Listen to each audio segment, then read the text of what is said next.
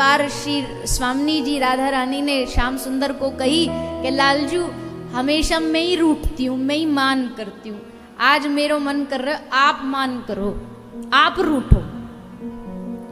ठाकुर जी ने कही देख लियो कहीं भारी ना पड़ जाए हम रूठ गए तो। श्री जी बोली ना ना ना, हम भी तो देखें कि रूठने के बाद मनाने में कैसा सुख मिलता। आप कहते हो मनाने में बड़ा सुख, हम भी तो देखें। ठाकुर जी बोले ठीक। रूठ गए ठाकुर जी, अदृश्य हो गए। अदृश्य हो गए तो श्री राधा रानी एकदम विरह में बावरी हो गई। अब तो हर पल हर क्षण बस रोती रोती वृंदावन में बावरियों की तरह भागी जा रही है, घूमे जा रही है। अब श्री यमुना महारानी से सहन नहीं हुआ कि हमारी श्री जी एकदम बावरी हो गई, पागल हो गई। तो श्री यमुना महारानी ने क्या किया? यमुना महारानी ने कृष्ण रूप धारण कर लिया। कृष्ण बन के यमुना जी आ गई। कृष्ण बन के श्री यमुना महारानी श्री राधा रानी के सामने आके बोली कि हे श्री जी लो अब ये खेल खत्म, लो आ गई हम कृष्ण बन करके। अब भगवान श्री कृष्ण ये सब देख रहे थे छुप करके कि ये तो यमुना ने खेल खेल दिया। तो श्री ठाकुर जी तुरंत भागे भागे आए, श्री जी से बोले नहीं नहीं ये नकली कृष्ण है, असली कृष्ण हम है। तो यमुना जी बोली कैसे नकली बताओ? आपके पास मोरपंख हमारे पास मोरपंख, आपके पास बांसुरी हमारे पास बांसुरी, सोई पीतांबर आप धारण किए सोई हम धारण किए, अब नकली असली कैसे पता लगेगी? तो श्री जी बोली हम बताएं कैसे पता लगेगी? बोले हाँ आप बताइए। बोले हमारी हाथ की मुद्रिका है वो अभी जब ठाकुर जी अदृश्य भये वहां से पहले ही हमने ठाकुर जी को दी थी, सो जिसके पास मुद्रिका सोई हमारे श्याम सुंदर। ठाकुर जी बोले हाँ ये बन गई बात। सोई अपने गोजा में से निकाल के मुद्रिका दिखा दी, बोले लो देखो ये अंगूठी हमारे पास। श्री जी मान गई कि हाँ आप ही श्याम सुंदर हो। यमुना जी भी प्रसन्न भई कि चलो कम से कम दोनों का हमारे कारण मिलन हो गया। पर अब ठाकुर जी ने क्या बोला यमुना महारानी को? हे यमुना जी आज आपने हमारी श्री जी को सुख दिया इसलिए हम आप पे बड़े प्रसन्न हैं, और एक बार तुम श्याम सुंदर बन गई अब तुम जीवन भर श्याम ही रहोगी। श्याम मतलब काली रहोगी। तब से ही श्री यमुना जी काली हो गई। यमुना जी का जो रंग है वो कैसा है? माने कारो कारो खारो खारो यमुना जी रो पानी लागे। तब से यमुना जी काली भई। श्याम सुंदर ने अपना रूप दिया। रूप यमुना जी का है श्याम सुंदर का, और हृदय है श्री राधा रानी की दासी का। तो ऐसा स्वरूप है यमुना महारानी का। श्याम सुंदर और श्री राधा रानी दोनों का जो स्वरूप मिलन है वो यमुना जी है। एक महात्मा जी हुए श्री जगन्नाथ दास बाबा जी। आप 6 महीना वृंदावन रहते, 6 महीना नवद्वीप रहते बंगाल में। तो श्री जगन्नाथ दास बाबा जी, अब देखो बाबा जियों का जो मौज मस्ती है ना वो निराली होती है। उनकी मौज मस्ती कोई ना तो समझ सकता है ना बता सकता है। तो सबने सुना था जगन्नाथ दास बाबा जी बड़े सिद्ध बाबा हैं, उनको सिद्ध बाबा भी कहा जाता है। तो एक बार 2-3 जमींदार अच्छे गांव के लोग सिद्ध बाबा जी से मिलने नवद्वीप गए। नवद्वीप जाकर के उन्हीं बाबा को देखा था नहीं, तो ऐसे ही पूछ रहे, बोले भैया सिद्ध बाबा कहाँ रहते हैं? तो बाबा ने भी हंस के बोल दिया कि अरे भैया यहाँ कौन सिद्ध कौन असिद्ध, कौन जाने कि यहाँ कौन सिद्ध बना फिरता है।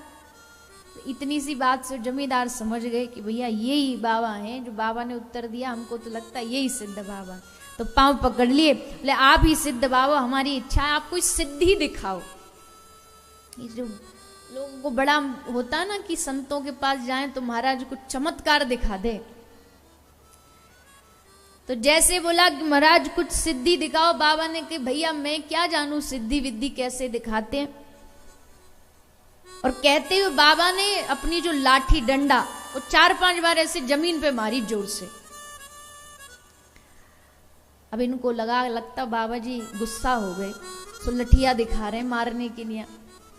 तो बोले अरे बाबा आप तो नाराज ही हो गए, रुष्ट होने की क्या जरूरत थी? बाबा बोले नहीं नहीं मैं नाराज नहीं हुआ, अरे वो वृंदावन में राधा कुंड के पास लोकनाथ गोस्वामी की कुटिया में एक बकरी घुस गई है और बकरी बाबा के आंगन की तुलसी को खा रही है, तो मैं तो उसको डंडा मार के भगा रहा हूं। बाबा कहाँ बैठे हैं? बंगाल। और बकरी कहाँ तुलसी खा रही है? आंगन में, गोवर्धन गिरिराज जी में, राधा कुंड के पास लोकनाथ गोस्वामी जी के आंगन की तुलसी को खा रही है। तो सेठ लोग थे, बोले देखें बाबा में सिद्धि है कि? तार पत्र लिखा, पूछा, यहाँ पत्र में जवाब आया कि हाँ, पुष्टि मिली इस घटना की कि हाँ कुछ दिन पहले एक बकरी आई और बाबा के आंगन की तुलसी खा रही। समझ गए, हाँ बाबा सिद्ध। अब पैरों में आके गिरे। बाबा बड़े हंसे कि देखो क्या करें, कभी कभी ये दुनिया वालों को समझाने के लिए, अपनी सिद्धि के लिए नहीं पर भगवान में इनका भरोसा बढ़े, इसलिए कभी कभी ऐसे चमत्कार साधु बाबाओं को करने पड़ते हैं। तो सिद्ध बाबा बड़ी मस्ती में रहते थे। इनके बड़े कठिन नियम थे। 3-3 दिन तक निर्जला आहार व्रत करते थे। 125 वर्ष तक जिए बाबा। और इनका नियम था कि सुबह उठ करके 108 बार दंडवती भगवान को लगाते, चाहे कितना भी शरीर वृद्ध हो गए। 3 दिन तक निर्जला में भी सुबह उठ करके 108 दंडवती लगाते। बीच बीच में आ जाते ब्रजधाम, वृंदावन धाम। इनका एक बड़ा प्यारा शिष्य था, बनवारी, बिहारी दास। बिहारी दास इनके शिष्य थे बाबा के। तो श्री बिहारी दास जी बाबा की खूब सेवा करते थे। अब साधु संतों की ऐसी कृपा होती है कि एक दिन बाबा की इच्छा हुई, बिहारी दास को कहा कि बेटा तू मुझको चैतन्य चरितामृत पढ़ के सुनो। बिहारी दास बोला बाबा हमको तो बंगला भाषा पढ़नी नहीं आती। बाबा बोले अच्छा सच में नहीं आती? बोले नहीं। बोले एक बार किताब उठा के देख और एक काम कर, किताब ले उठाने से पहले जा मंदिर से चरणामृत लेकर के आ। और बाबा ने चरणामृत मंगवाया, चरणामृत दिया, चरणामृत पिया और बोला अब पढ़। और जैसे उसने चरितामृत खोला, श्री चैतन्य चरितामृत, तो सारे अक्षरों का ज्ञान हो गया। बिहारी दास ने पूरी चैतन्य चरितामृत पढ़ के सुना दी बाबा को। ऐसे सिद्ध महात्मा थे। तो एक बार जब वो ब्रज में आए, मूल बात बाबा, ये तो बाबा के जीवन की, पर मूल बात ये है कि बाबा एक बार ब्रज में आए, मौज में स्वतंत्र घूम रहे थे। घूमते घूमते एक भिखारी बैठा था हाथ में रोटी लेकर के। बाबा ने जाकर के काले बाबू की कुंज एक स्थान है, वहां पर जाकर के बाबा ने उसको हाथ फैला के कहा भैया हमको रोटी दे दे, भिक्षा दे दे, माधुकरी दे दे। माधुकरी दे, माधुकरी समझते हो?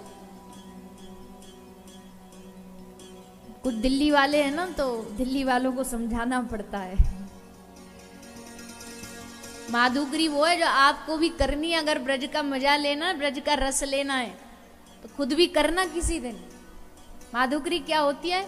ब्रज के किसी भी घर में पहुंच जाओ और जाके कहो मैया रोटी दे दे।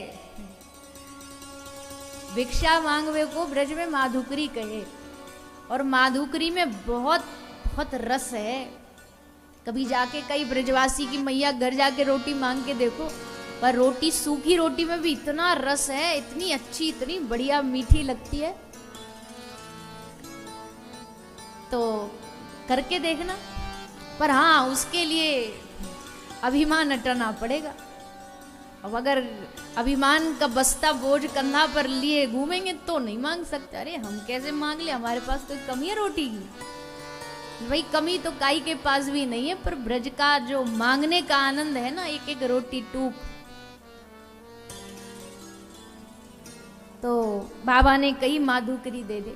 तो बोला वो जो भिक्षुक बैठा था, ना ना बाबा मैं कैसे, मैं तो स्वपच भंगी हूं, मेरे हाथ से कैसे आप रोटी खा लो? बाबा ने कही या ब्रज में कोई स्वपच नहीं, और स्वपच तो या ब्रज में सबसे ज्यादा प्रणाम के योग्य। बाबा ने तुरंत रोटी वाके हाथ से ली और स्वयं खा गए। अब ब्रज में ये बात आग की तरह फैल गई। कोई अच्छा महापुरुष ऐसा कोई काम कर दे तो उनकी ईर्ष्या वाले भी बहुत होते। बोले अरे बाबा ने हद कर दी, भंगी के हाथ से रोटी खा रहे, बाबा ने ये क्या कर दिया। और सब जगह हल्ला मच गया। कुछ वृंदावन से वैष्णव इकट्ठा होके आए, बोले बाबा आप सबके आदर्श हो, अब आप ऐसा करोगे तो बताओ वैष्णव समाज पे उंगली उठेगी, सब लोग प्रश्न उठाएंगे। तो बाबा ने कही अरे हमने काम ही ऐसा कौन सा किया जो हम पर उंगली उठे। बोले बाबा अपने स्वपच के हाथ से रोटी खाई। बाबा बोले हमने सुनी है कि या ब्रज में लोग ब्रज की रज पाने के उद्देश्य से पड़े रहते हैं। अब सोचो कोई ब्रज में 1 मिनट ब्रज की माटी माथे पे लगाता होगा, 2 मिनट माथे पे लगाता होगा, पर ये स्वपच ये तो पूरा दिन ब्रज की माटी बहारता है। इसका तो पूरा तन मन सब ब्रज की रज में मिला हुआ है। ऐसे व्यक्ति के हाथ से हम रोटी खा ले तो कुछ पाप लगेगा भला? यहां का तो एक स्वपच भी, एक भंगी भी किसी देव योनि के समान है। ब्रज की माटी जिसके 24 घंटे शरीर पर लग रही हो, ऐसे व्यक्ति को तुम निम्न जाति बोलोगे, तुम छोटी जाति बोलोगे? नहीं नहीं नहीं। तो बाबा ने सबकी बात को काट दिया और बताया कि इस ब्रज की रज की महिमा देखो, इस ब्रज की माटी की महिमा देखो। तो इसी सौभाग्य को लेते हुए हम सभी लोग अपने हृदय में, अपने चित्त में भागवत जी का स्मरण करते हुए श्री गिरिराज भगवान से यही मांग करते हैं कि हे गिरिराज गोवर्धन नाथ, इन 7 दिन में हमारा चित्त, हमारा मन कृष्ण भक्ति में रंग दो, कृष्ण प्रेम में रंग दो। संसार के रंग तो इस पे बहुत चढ़े हुए हैं, पर अब इस पर भक्ति का रंग चढ़े, इस पर प्रेम का रंग चढ़े, क्योंकि सोई है गवार जो कियो नहीं प्यार, पायो नहीं दरबार या नंद के दुलारे को। इस दुनिया में गवार अंगूठा छाप वो नहीं जो पढ़ा लिखा नहीं, इस दुनिया में गवार वो है जो कियो नहीं प्यार और पायो नहीं दरबार या नंद के दुलारे को। जिसने ये दरबार पाया वही समझदार है इस दुनिया में, वही पढ़ा लिखा है, वही ज्ञानी है। बाकी तो सब अनपढ़ है, बाकी तो सब बावरे हैं, सब पागल हैं। और सच्चा पागल कहते हैं ना, कोई तन पागल, कोई धन पागल, कोई पागल बेटे नारी का, पर सच्चा पागल वो है जो पागल, तो जोर से बोलो ने, सच्चा पागल वो है जो पागल मेरे बाके बिहारी का। और जीवन में कभी भी देख लेना, समझदार बन के कोई मजा नहीं है। सब समझदारी एक दिन अंत में धूल मिट्टी में मिल जाती है। इसलिए यहाँ 7 दिन तो एकदम पागल ही बन के रहो। भगवान ने जितना यहाँ कृपा पागलों पर करी है ना, जो एकदम बावरे हो गए, यहाँ क्या सभ्यता देखे, यहाँ क्या वैभव देखे, यहाँ तो अपनी मस्ती है।